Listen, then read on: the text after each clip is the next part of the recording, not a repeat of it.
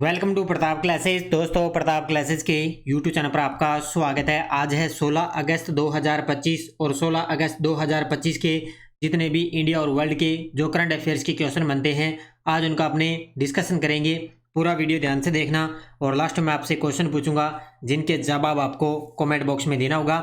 आज अपने पढ़ेंगे 15 अगस्त 2025 को मिशन सुदर्शन चक्र की घोषणा, प्रधानमंत्री विकसित भारत रोजगार योजना की घोषणा और भारत की नर्मदा बत्रा ने 2025 विश्व खेलों में चेंगडू के अंदर कौन सा पदक जीता है, इनकी आज हम चर्चा करेंगे पूरे लेटेस्ट न्यूज़ के साथ में। डेली आपको सुबह ये अपनी करंट की क्लास मिलती है, लेकिन आज किसी कार्य की वजह से आज आपको थोड़ी सी क्लास ये लेट मिल रही है। तो आज साथ में है कल 15 अगस्त 2025 और आज है 16 अगस्त को कृष्ण जन्माष्टमी की बहुत बहुत शुभकामनाएं सभी साथियों को।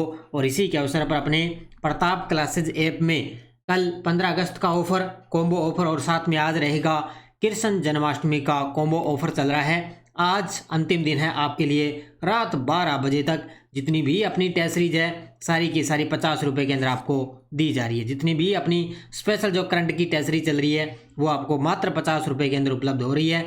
तो कॉम्बो ऑफर का फ़ायदा उठा लेना। कृष्ण जन्माष्टमी और आज अंतिम दिन है इस ऑफर का। तो सभी साथियों को बहुत बहुत शुभकामनाएं कृष्ण जन्माष्टमी के उपलक्ष्य पर। तो करते हैं स्टार्ट आज की क्लास।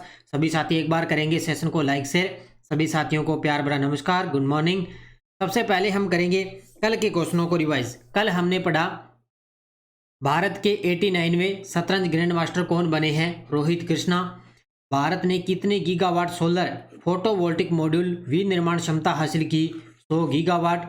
भारतीय सेना ने दिल्ली एनसीआर में किस बहुराज्यीय मॉक ड्रिल अभ्यास का आयोजन किया, सुरक्षा चक्र। भारत और सिंगापुर ने तीसरा मंत्री स्तरीय गोलमेज सम्मेलन कहाँ आयोजित किया, ये किया है नई दिल्ली में। केंद्र सरकार ने रक्षा उत्पादन को बढ़ावा देने के लिए किस दो राज्यों में डिफेंस इंडस्ट्रियल कॉरिडोर बनाने की योजना बनाई, महाराष्ट्र और असम। 18वां international olympiad on astronomy and astrophysics कहाँ शुरू हुआ, मुंबई के अंदर। और उड़ीसा सरकार ने किसे हथकरघा उद्योग का ब्रांड एम्बेसडर नियुक्त किया, ये किया है माधुरी दीक्षित को। ये थे कल के क्वेश्चनों का रिवाइज हमने कर लिया। ये अपनी वार्षिक करंट अफेयर्स की टेस्ट सीरीज है। इसमें आपको daily test, daily PDF, weekly test, monthly test और मंथली पीडीएफ आपको मिलती है। इस पर भी आपके लिए कृष्ण जन्माष्टमी के उपलक्ष्य पर आपके लिए ऑफर चल रहा है, तो इसका फ़ायदा आप जरूर उठाएं। आज अंतिम दिन है, ऑफर का फ़ायदा उठा लेना। इसमें बाद में आप में पता नहीं है कब ऑफर मिलेगा, ठीक है।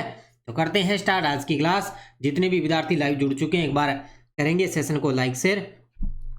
पहला प्रश्न देखिए आपके सामने। प्रधानमंत्री नरेंद्र मोदी ने 15 अगस्त 2025 को मिशन सुदर्शन चक्र की घोषणा किस स्थान से की है, ये देखो आपके सामने मोदी जी। आपको पता है 15 अगस्त अभी हाल ही में 79वां जो है स्वतंत्रता दिवस मनाया गया है।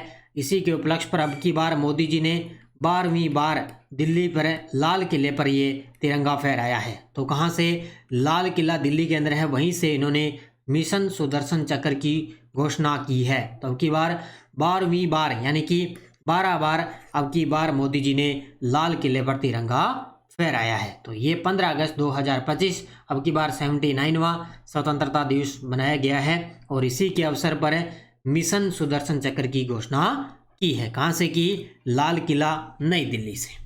देखो डिटेल। मिशन सुदर्शन चक्र 15 अगस्त 2025 भारत का 79वां स्वतंत्रता दिवस। घोषणा करने वाले प्रधानमंत्री नरेंद्र मोदी। कहाँ से, लाल किला नई दिल्ली। मिशन सुदर्शन चक्र, इसका उद्देश्य भारत की रणनीतिक, नागरिक एवं धार्मिक महत्व की संस्थाओं, प्रतिष्ठानों और इंफ्रास्ट्रक्चर की स्वदेशी तकनीक से वायु और मिसाइल हमलों से रक्षा करना इसका मुख्य रूप से उद्देश्य है। तो कौन सा मिशन सुदर्शन चक्र है, लाल किला नई दिल्ली से इसकी घोषणा हो चुकी है। इसका महत्व भी नागरिक और जो धार्मिक महत्व की संस्थाएं हैं, इसके अलावा जो स्वदेशी रूप से वायु और मिसाइल हमलों है उनकी रक्षा करना, ये मुख्य रूप से इसका उद्देश्य रहेगा। तो इसको अच्छे तरीके से याद कर लेना। प्रधानमंत्री ने 1 लाख करोड़ रुपए परिव्यय के साथ कौन सी योजना की घोषणा की है? प्रधानमंत्री ने 1 लाख करोड़ रुपए के साथ परिव्यय के साथ कौन सी योजना की घोषणा की है? इसके साथ में 15 अगस्त के अवसर पर प्रधानमंत्री ने एक योजना की घोषणा की है, उसका नाम है प्रधानमंत्री विकसित भारत रोजगार योजना। कौन सी है? प्रधानमंत्री विकसित भारत रोजगार योजना। इसके तहत क्या है, युवाओं को रोजगार मिलेगा और इसमें लगभग 1 लाख करोड़ जो है परिव्यय के साथ इस योजना की घोषणा की गई है। तो इसका उत्तर क्या होगा? प्रधानमंत्री विकसित भारत रोजगार योजना, यानी कि युवाओं को रोजगार उपलब्ध करवाना। याद रखना अच्छे तरीके से, और एग्जाम में प्रश्न यहाँ से बनेगा। डिटेल देखो, योजना का नाम प्रधानमंत्री विकसित भारत रोजगार योजना। कुल परिव्यय कितना है? 1 लाख करोड़ रुपए का। कितना है? 1 लाख करोड़ रुपए का। इस योजना के अंतर्गत देश में 3.5 करोड़ रोजगार के अवसर पैदा किए जाएंगे। गजब का प्रश्न है, पढ़ लेना अच्छे तरीके से। विदेश में लगभग 3.5 करोड़ जो रोजगार के अवसर हैं वो पैदा किए जाएंगे।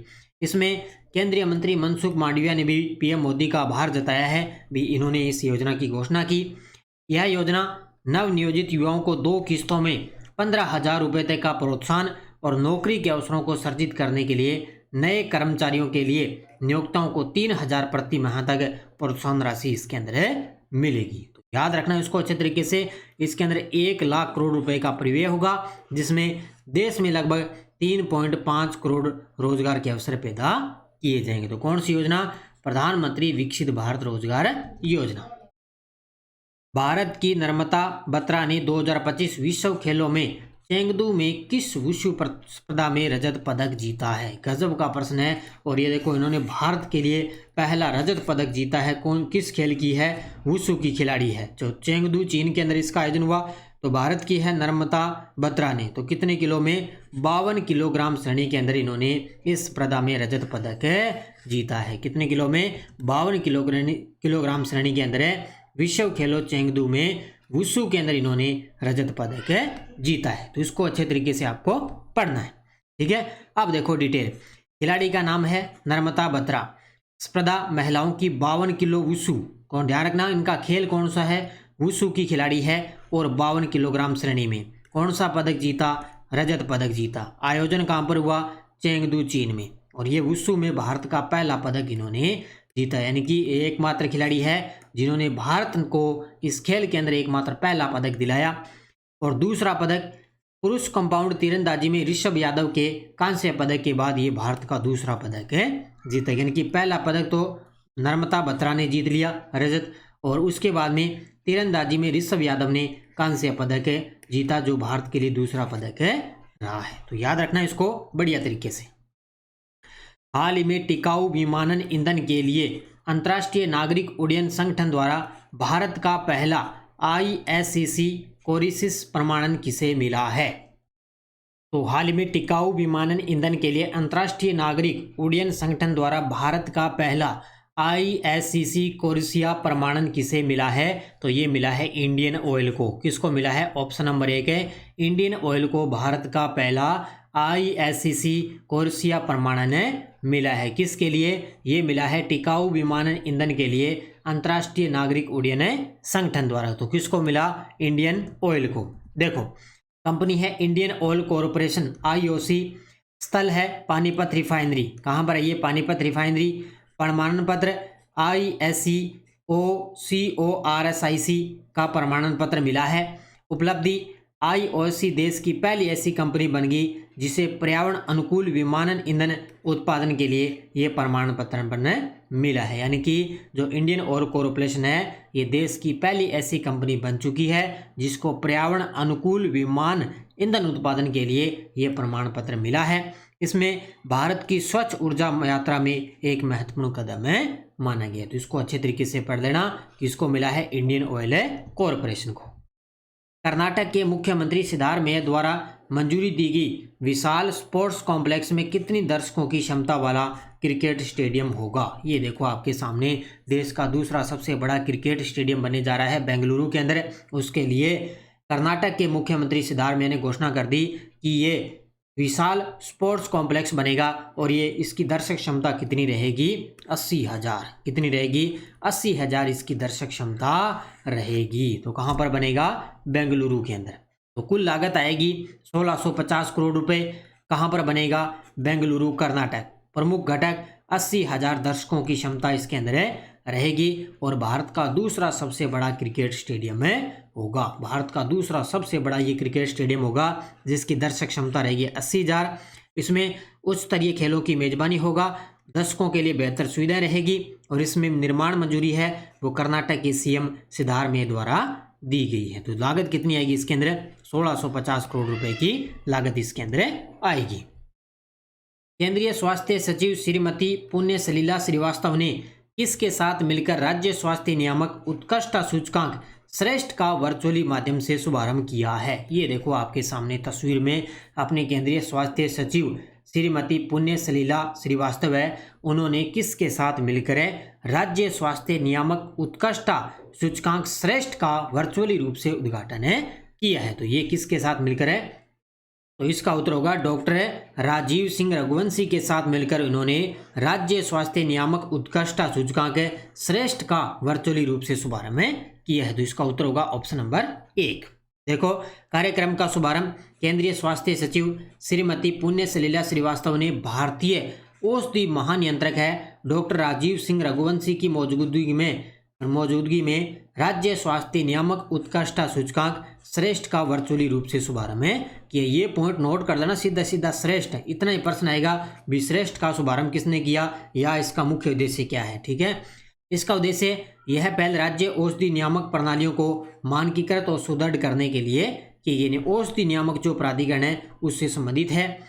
पारदर्शिता और आंकड़ों पर आधारित ये ढांचा, यह सूचकांक पारदर्शिता को बढ़ावा देने और आंकड़ों के आधार पर राज्य स्वास्थ्य नियमों की कार्य प्रणाली का मूल्यांकन करेगा। यानी कि जो औषधि नियामक जो सूचकांक है उसको बढ़ावा देने और उन्हीं के आंकड़ों पर आधार पर ये कार्य प्रणाली का मूल्यांकन करेगा। तो कौन सा है ये सूचकांक? है श्रेष्ठ। इसका नाम श्रेष्ठ है जिसका वर्चुअली रूप से शुभारंभ किया गया है।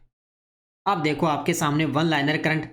वाणिज्य मंत्रालय के अनुसार 2023-24 में भारत का मर्चेंडाइज निर्यात है वो 437.10 अरब डॉलर आया है और सबसे बड़ा बाजार अमेरिका का रहा है। यानी कि 2023-24 का आंकड़ा देखें, वाणिज्य मंत्रालय के अनुसार जो भारत का मर्चेंडाइज निर्यात है वो 437.10 अरब डॉलर रहा है और इसके अंदर भारत में का सबसे बड़ा योगदान रहा है अमेरिका का।